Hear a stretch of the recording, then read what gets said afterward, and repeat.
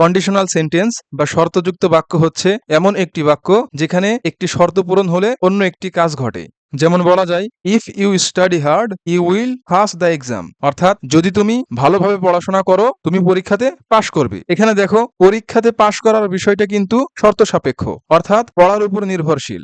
যদি পড়ো তবে পাশ করবে। এই শর্তযুক্ত বাক্য মূলত ইফ বা যদি শব্দের মাধ্যমে তৈরি করা হয়। আর এই কন্ডিশনাল সেন্টেন্সের ব্যবহার রাইট ফর্ম অফ ভার্বস থেকে শুরু করে কমপ্লিটিং সেন্টেন্স, সেন্টেন্স কানেক্টরস প্রায় সব জায়গাতেই আছে। এই কন্ডিশনাল সেন্টেন্সের মূলত 4টি সূত্র বা স্ট্রাকচার রয়েছে। প্রথমটি হচ্ছে জিরো কন্ডিশনাল, এরপরে ফার্স্ট কন্ডিশনাল, এরপরে আছে সেকেন্ড কন্ডিশনাল এবং সবার শেষে থার্ড কন্ডিশনাল। এই জিরো কন্ডিশনাল সেন্টেন্স ব্যবহার করা হয় যখন আমরা এমন কোনো কথা বলি যা সব সময় সত্য কিংবা বিজ্ঞান ভিত্তিক। জিরো কন্ডিশনাল সেন্টেন্সের স্ট্রাকচার হচ্ছে, ইফ যুক্ত অংশ যদি প্রেজেন্ট ইনডিফিনিট টেন্স হয় তবে বাকি অংশটিও প্রেজেন্ট ইনডিফিনিট টেন্স হবে।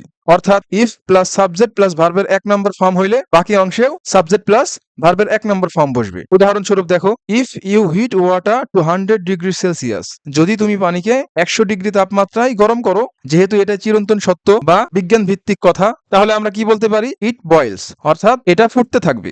এরপরে দেখো ফার্স্ট কন্ডিশনাল, ভবিষ্যতে কোনো কিছু ঘটার সম্ভাবনা রয়েছে এরকম অর্থ বোঝাইলে ফার্স্ট কন্ডিশনাল ব্যবহৃত হয়, অর্থাৎ real possibilities in the future. First conditional সেন্টেন্সের স্ট্রাকচার হচ্ছে, ইফ যুক্ত অংশটি যদি প্রেজেন্ট ইনডিফিনিট টেন্স হয় তাহলে বাকি অংশে ফিউচার ইনডিফিনিট টেন্স হবে। অর্থাৎ ইফ প্লাস সাবজেক্ট প্লাস ভার্বের 1 নম্বর যদি থাকে তাহলে বাকি অংশে সাবজেক্ট প্লাস শ্যাল বা উইল, এরপরে ভার্বের 1 নম্বর দিয়ে অবজেক্ট দিয়ে সেন্টেন্সটি পুরো করতে হবে। উদাহরণস্বরূপ দেখো, ইফ ইউ মেইনটেইন অনেস্টি, যদি তুমি সততা বা সৎ পথ অবলম্বন করো তাহলে ভবিষ্যতে কি হবে, এভরিওয়ান উইল রেসপেক্ট ইউ, প্রত্যেকেই তোমাকে সম্মান করবে। Real possibilities in the future. এরপরে দেখো সেকেন্ড কন্ডিশনাল। এই সেকেন্ড কন্ডিশনাল মূলত ব্যবহৃত হয় এমন কিছুর জন্য যা মূলত বাস্তব নয়, অর্থাৎ আনরিয়াল বা ইমাজিনারি, কিন্তু ভাবা যে যদি হতো তবে কেমন হতো। তো এই সেকেন্ড কন্ডিশনাল সেন্টেন্সের স্ট্রাকচার হচ্ছে, ইফ যুক্ত অংশে যদি পাস্ট ইনডিফিনিট থাকে তাহলে বাকি অংশে সাবজেক্ট প্লাস উড, কুড বা মাইট যে কোনো একটা মডেল হবে, এরপরে ভার্বের 1 নম্বর দিয়ে সেন্টেন্স পুরো করতে হবে। এক্সাম্পল দেখো,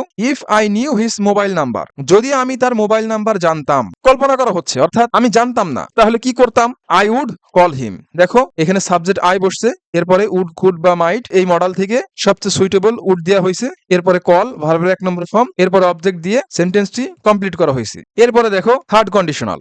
এই থার্ড কন্ডিশনাল মূলত ব্যবহৃত হয় অতীতের এমন কোন পরিস্থিতি নিয়ে যা ঘটেনি কিন্তু ভাবা যে যদি হতো বা ঘটতো তবে কেমন হতো। তো এই থার্ড কন্ডিশনাল সেন্টেন্সের স্ট্রাকচার হচ্ছে, ইফ যুক্ত অংশে পাস্ট পারফেক্ট হবে, অর্থাৎ if plus subject plus had plus ভার্বের 3 নম্বর, অথবা হ্যাড প্লাস সাবজেক্ট প্লাস ভার্বের 3 নম্বর হলে বাকি অংশে subject plus would have, could have বা মাইট হ্যাভ এই তিনটার যে কোনো একটা, এরপরে ভার্বের 3 নম্বর দিয়ে সেন্টেন্সকে কমপ্লিট করতে হবে। উদাহরণ দেখো, ইফ শি হ্যাড স্টাডিড মোর, যদি সে বেশি পড়ালেখা করতো। দেখো হ্যাড প্লাস ভার্বের 3 নম্বর অর্থাৎ স্টাডিড, পাস্ট পারফেক্ট আছে, তাহলে বাকি অংশে আমরা কি দিতে পারি, she would have got GPA 5 in the exam, সে পরীক্ষাতে জিপিএ 5 পাইতো, অর্থাৎ সে ভালো করে পড়াও নাই, পরীক্ষাতে জিপিএ পাইও নাই। কন্ডিশনাল সেন্টেন্স সহ ইংরেজি গ্রামারের এরকম বিভিন্ন বিষয় সম্পর্কে যদি সুন্দর সুন্দর ভিডিও পাইতে চাও তাহলে আমাদের চ্যানেলটা সাবস্ক্রাইব করতে পারো। ধন্যবাদ।